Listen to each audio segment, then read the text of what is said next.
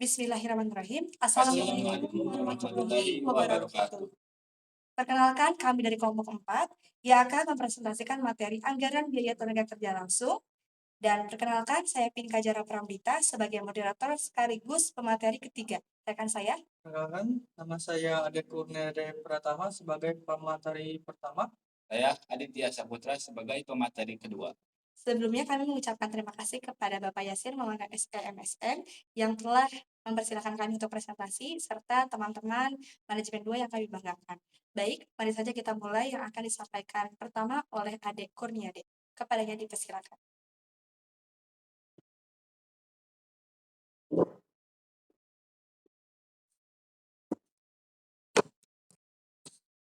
Nah, di sini saya sebagai pemateri pertama, saya akan menjelaskan tentang perencanaan tenaga kerja. Perencanaan tenaga kerja adalah proses menentukan jumlah dan jenis tenaga kerja yang dibutuhkan perusahaan. Tenaga kerja dibagi menjadi yang pertama yaitu ada tenaga kerja langsung, terlibat langsung dalam produksi. Yang kedua yaitu ada tenaga kerja tidak langsung. Tenaga kerja tidak langsung terlibat yang tidak terlibat produksi. Selanjutnya, perencanaan mencakup. Poin pertama yaitu kebutuhan tenaga kerja. Yang kedua, perekrutan dan pelatihan. Yang terakhir yaitu penentuan gaji dan upah. Tujuan agar penggunaan tenaga kerja efektif, efisien, sesuai kebutuhan produksi. Selanjutnya, yaitu ada tujuan dan manfaat anggaran tenaga kerja. Tujuannya yaitu sebagai pedoman dalam kegiatan produksi. Yang kedua yaitu mengendalikan biaya tenaga hidup. Nah, dan yang terakhir dasar evaluasi kerja. Manfaatnya itu penggunaan tenaga kerja lebih efisien dan biaya tenaga kerja lebih terkontrol. Yang ketiga, membantu menentukan harga produksi. Yang terakhir yaitu sebagai alat pengawasan biaya. Yang selanjutnya ada biaya tenaga kerja. 1. Tenaga kerja langsung, terlibat langsung dalam produksi. Yang kedua, biaya tergantung jumlah produksi, variabel. Contoh, operator produksi. Nah, yang kedua yaitu tenaga kerja tidak langsung, tidak terlibat langsung dalam produksi, termasuk biaya overhead. Contohnya yaitu administrasi dan supervisor. Perbedaan utamanya yaitu keterlibatan langsung terhadap produk. Seperti itu. Sekian pemaparan materi dari saya kembalikan kepada moderator. Baik, terima kasih kepada pemateri pertama, Ade. Selanjutnya akan dilanjutkan. Baik, terima kasih kepada moderator yang telah memberikan saya kesempatan untuk memaparkan materinya. Di sini saya akan menjelaskan persiapan penyusunan anggaran. Yang pertama yaitu menentukan dasar perhitungan. Nah, yang pertama itu ada jam tenaga kerja atau DHL ya. DHL ini atau jam kerja ini yaitu jumlah waktu kerja langsung yang dibutuhkan untuk membuat produk tersebut. Misalkan membuat produk itu membuat satu meja butuh waktu 2 jam. Nah, perusahaan itu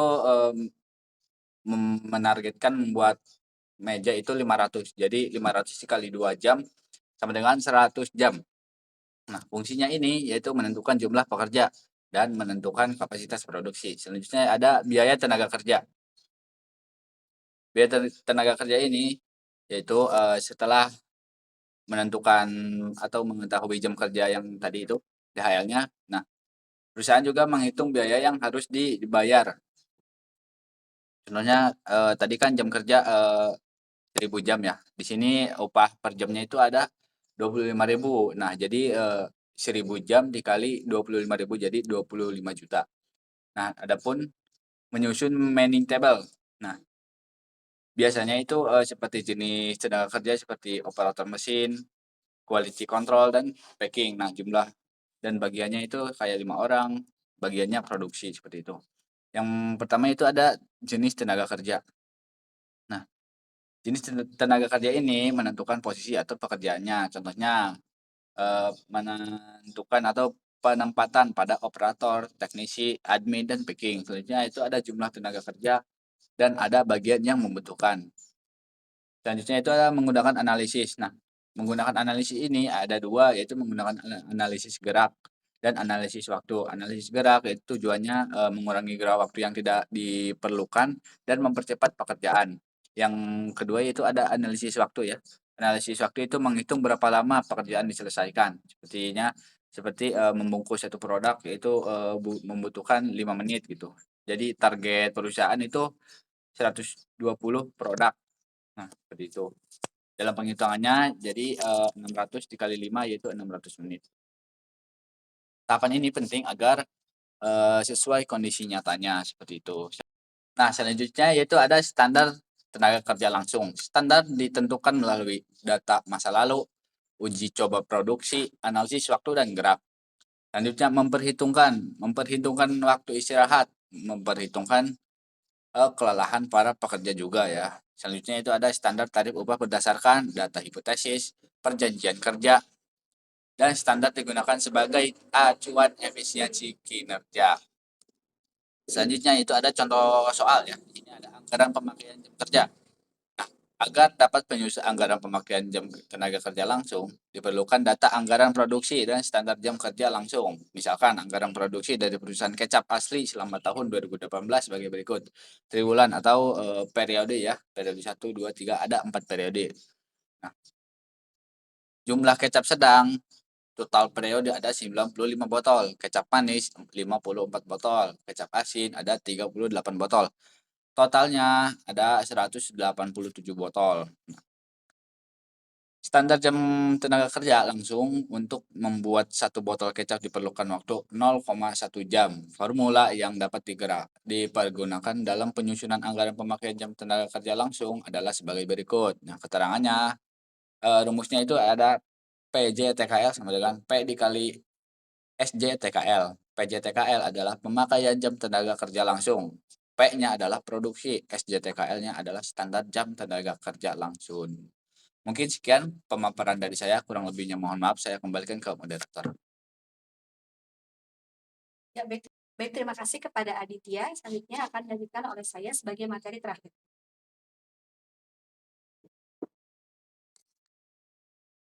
Yang dimana hasilnya ada yang tadi sudah disebutkan oleh Aditya. Dari data di atas dapat disusun anggaran pemakaian jam tenaga kerja langsung sebagai berikut.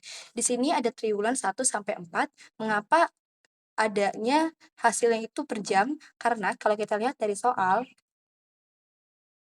ada 22 botol dan di awal yang kecap sedang itu ada 22 botol. Dan di sini ada kalimat yang menyatakan standar jam tenaga kerja langsung untuk membuat satu botol kecap diperlukan waktu 0,1 jam. Maka keseluruhan yang ada totalnya dari kecap sedang, kecap manis, kecap asin, itu harus dikalikan 0,1. Seperti contohnya 22 dikali 0,1, hasilnya itu 2,2 jam. Begitupun seterusnya sampai selesai.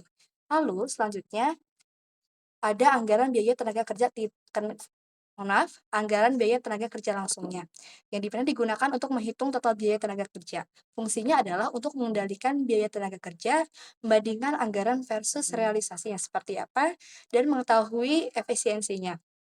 Untuk hal ini, rumusnya adalah rumus BTKL sama dengan PJTKL dikali SCUTKL, yang dimana BTKL ini biaya tenaga kerja langsung, PJTKL ini pemakaian jam tenaga kerja langsung, SCUTKL adalah standar tarif upah tenaga kerja langsung. Dan misalkan dari data yang sebelumnya, yang sudah kita hitung bersama, di sini ada anggaran pemakaian jam tenaga kerja langsungnya, itu kita juga akan hitung kembali ke data standar tarif upah tenaga kerja langsung per jamnya yang sebesar 500. Maka dapat disusun anggaran biaya tenaga kerja langsungnya adalah seperti ini. Mengapa hasil awal jadinya 1.100, 1.150? Karena kita melihat di sini ada kalimat yang menyatakan misalkan dari data pada tabel di atas itu ada upah tarifnya per jamnya 500. Jadi hasil yang sudah anggaran pemakaian ini dikalikan lagi 500, seperti halnya 2,2 jam dikali 500 sama dengan 1.100, begitupun seterusnya. Lalu untuk perhitungan selanjutnya ada anggaran biaya tenaga kerja langsung setahun untuk, di sini kita ambil yang hasil dari pemakaian jam tenaga kerja langsung dari totalnya.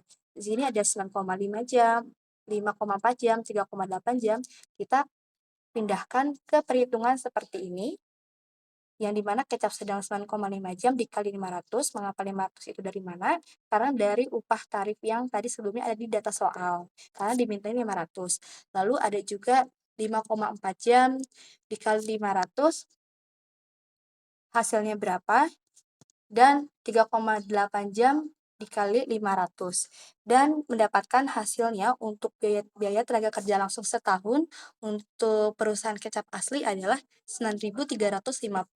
Dari hal ini kita menghitung anggaran biaya tenaga kerja langsung itu bertahap dengan adanya pemakaian jam tenaga kerja terlebih dahulu dengan rumusnya PJTKL sama dengan P kali SJTKL, dan selanjutnya baru menghitung anggaran biaya tenaga kerja langsungnya seperti apa.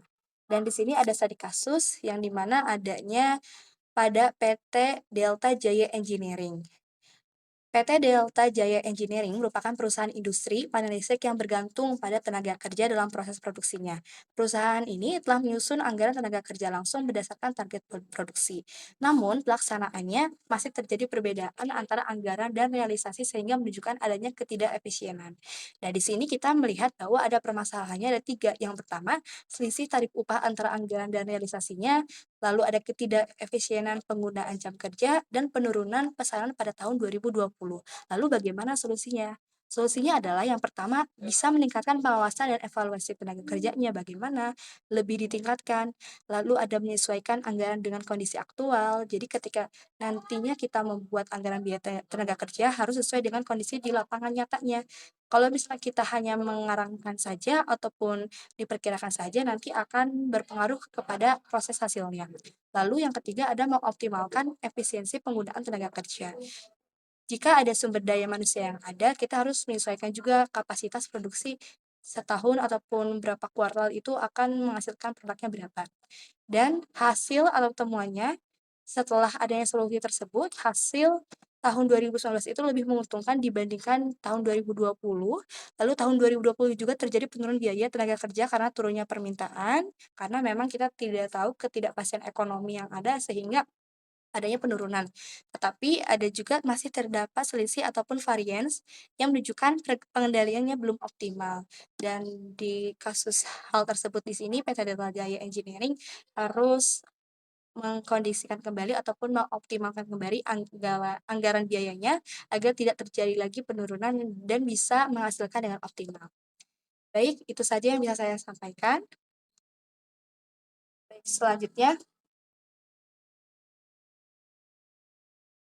Selanjutnya kami akan membacakan kesimpulannya, yang dimana kesimpulan anggaran biaya tenaga kerja langsung ini berperan penting dalam mengendalikan biaya dan menunjang efisiensi produk.